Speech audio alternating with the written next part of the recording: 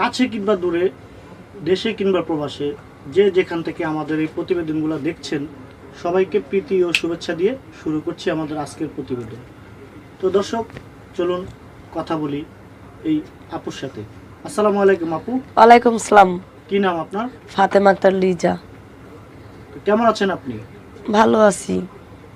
1000 টাকা এরকম করতে করতে ভাই আমি বেশ অনেক টাকাই ওরে দিচ্ছি।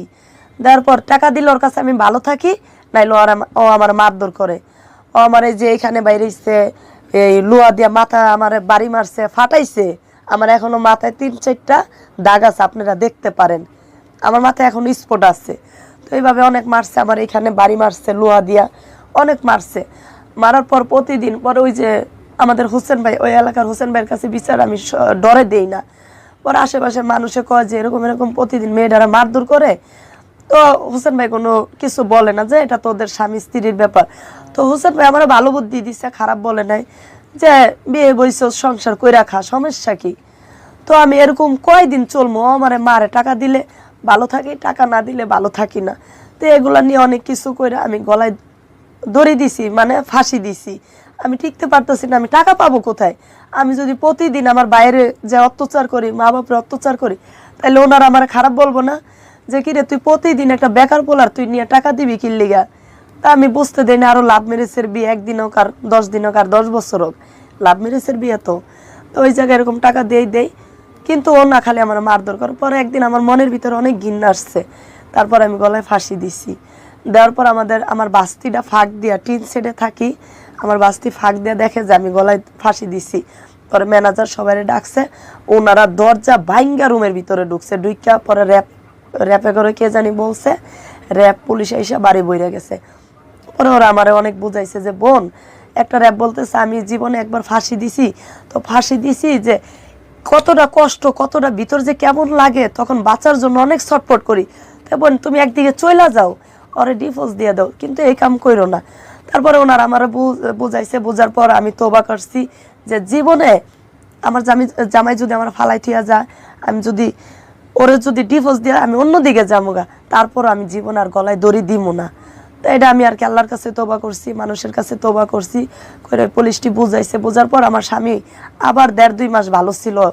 ভালো হওয়ার পর আবারও আমার মারধর করে, আবারও আমারে রাস্তায় মারে, হাতির ঝিল ফালাইয়া মারে, ওই বিল্ডিং এর এই জায়গা ফালাইয়া মারে। কোনো মান সম্মান নেই, রাস্তার ভিতরে চুলে ধরে টানে, গালাগালি করে, ইচ্ছা মতো মারধর করে। পরে আমার মনের ভিতরে একটা জিদ আসলো, আর আমার এমন ছোটকালের তো অনেক ইচ্ছা, আমি যদি জীবনে একবার সৌদি যাইতে পারতাম আর কি, হজ করার ইচ্ছা আর কি। তো ওই উদ্দেশ্যে আমি বাইরে গেছিলাম আর কি স্বামীরে। হ্যাঁ, আপনার স্বামীর সাথে এখন আপনার কি অবস্থা? এখন অবস্থা হয়েছে, ও তো আমার দেখশন করেই না। আগে মাঝে মাঝে 1 বছর 5 মাস 3 মাস এরকম করে মাঝে মাঝে একটু দেখা সাক্ষাৎ করতো। তো ওই টাইমে আমার 1000, 1500, 2000 করে বেশ টাকাও দিছে। দেওয়ার পর এখন বর্তমানে 1 বছর ধরে আর কি, 1 বছর ধরে ওর সাথে আমার কোনো যোগাযোগ নাই।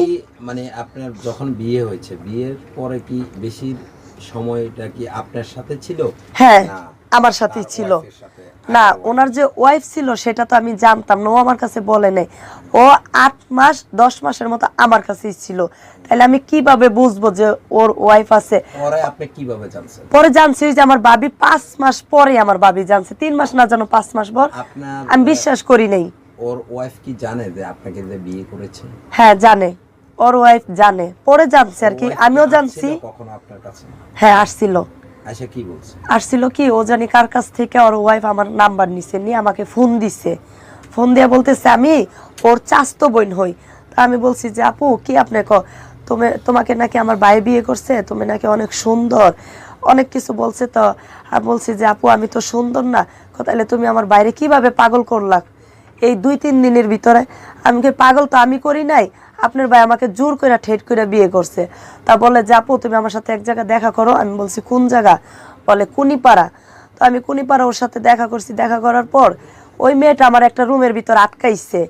আটকাইয়া বলতেছে যে তুই এখানে থাকবি। আমি কই কেন? আর কি খারাপ মন্তব্য করছে আমাকে। বলছে যে তোরে যে আমি এখানে ডাইকা নিয়ে আসছি, তুই তোর জামাইরে জানাবি না। আমি বলছি জানাবো না। তো ওই টাইমে আমার স্বামী আর কি আমার প্রতি অনেক সিরিয়াস আর কি, আমার জন্য পাগল ছিল। ও আমাকে বারে বারে ফোন দিতেছে, আমার দেখে না দেখা। পরে ফোন দিতেছে, আমি ফোনটা রিসিভ করছি, কিন্তু কিন্তু কথা বলতে পারি নাই।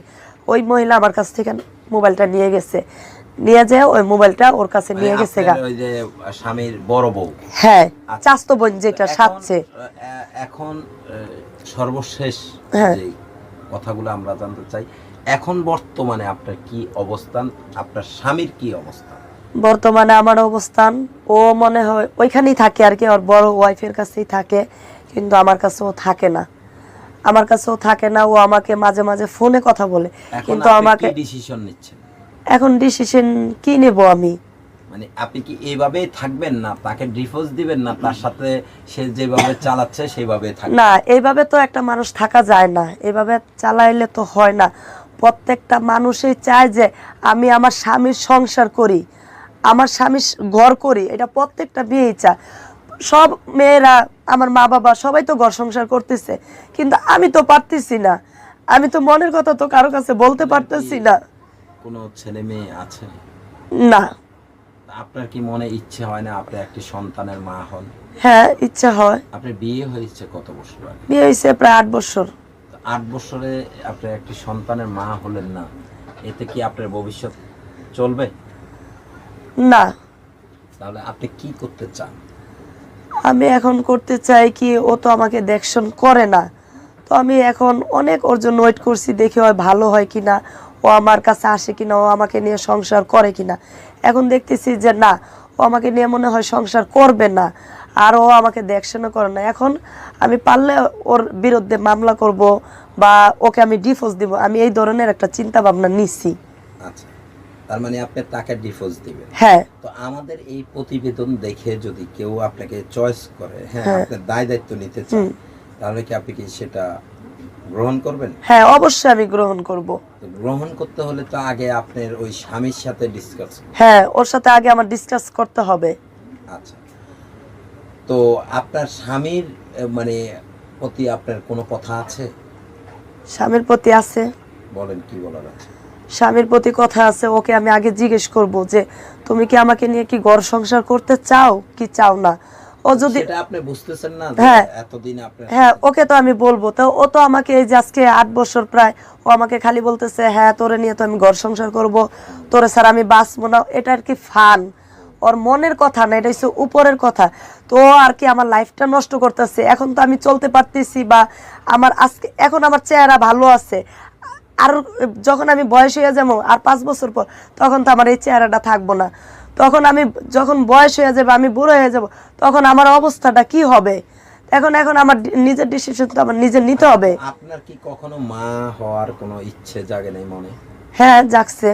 আপনি হলেন না কেন? হই নেই, ও আমাকে খালি বলে আশা দেয় যে তুমি এখন বাচ্চা নিও না, তুমি তো অনেক অসুস্থ, এই আর কি বিভিন্ন ধরনের কথা বলে যে আমার তো এখন ইনকাম নাই, আমি একটু ইনকাম হয়ে নিই, একটু বড় পদে যায় এই নিই। যে 8 বছর আপনার সংসারের বয়স, হ্যাঁ। তা আপনি এই পর্যন্ত মাও হতে পারলেন না, সংসারের স্বামীরও যে আদর ভালোবাসা সেটাও পেলেন না, তাহলে আপনি লাস্ট পর্যন্ত, জীবনের শেষ পর্যন্ত কি স্বপ্ন দেখেন এবং কি হবে সেই ধরনের কোনো চিন্তা ভাবনা করেছেন? হ্যাঁ, চিন্তা ভাবনা করছেন?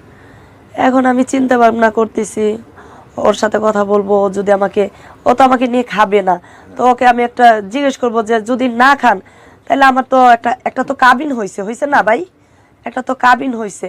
তো ওকে আমি বলবো যে তুমি আমাকে ছেড়ে দাও। ও তো আমাকে জীবনে ছাড়বে না, তারপর ওরে আমি অনেক অনুরোধ করবো যে তুমি একটা ডিসিশনে আসো। ও যদি না আসে, তাহলে আমি ওর প্রতি একটা মামলা করবো, এরকম একটা ডিসিশন নিব, তারপরে নিয়ে আমি ওকে ডিভোর্স দিয়ে দিব। আচ্ছা, তো আপনার কি আমাদের দর্শকের উদ্দেশ্যে কিছু বলার আছে? অবশ্যই বলার আছে। বলেন, কি বলার আছে? দর্শকদের উদ্দেশ্যে বলার আছে, দর্শকদেরকে বলতেছি ভাইয়ারা বোনেরা, আমাকে যদি একটা চাকরি, কেউ যদি একটা ছোটোখাটো একটা চাকরি দিতে পারেন, যাতে আমি চলতে পারি, আমি ঘর ভাড়া খাওয়ান খরচ দিয়ে যাতে আমি চলতে পারি, ছোটোখাটো বেশি দরকার নাই, এরকম যদি একটা চাকরি বাকরি আমাকে কেউ দিয়ে দিতে পারেন, তাহলে আর কি আমি একটু ভালো থাকতে আপনার পারবো। লেখাপড়া আছে? লেখাপড়া আছে ক্লাস 7 পর্যন্ত। আচ্ছা, তো আপনার মতো এরকম মনে করেন আমাদের সমাজে অনেক মেয়েরা ভুল করে, প্রেম করে বিয়ে বসে, তো আপনার কি ওই মেয়েদের প্রতি এখনকার যে মেয়েরা আছে যারা ইয়াং, হ্যাঁ। বিয়ের প্রাপ্ত বয়স কিংবা কিশোরী যারা প্রেম করে বিয়ে করে, তাদের উদ্দেশ্যে কিছু বলার আছে কিনা? তাদের উদ্দেশ্যে না। তাদের ও উদ্দেশ্যে কিছু কিশোরী, হ্যাঁ বলার আছে। বলেন, কি বলার আছে? যারা প্রেম করে বিয়ে বসে, যেমন আপনার মতো সুখী, আপনি সুখী হতে পারেন না, এরকম যারা প্রেম করে বিয়ে বসে, যেন সমাজে কেউ বিয়ে না করে, এরকম প্রেম করে, সেই কথাটা বলেন। তো ভাইয়া, এই যে ওদের উদ্দেশ্যে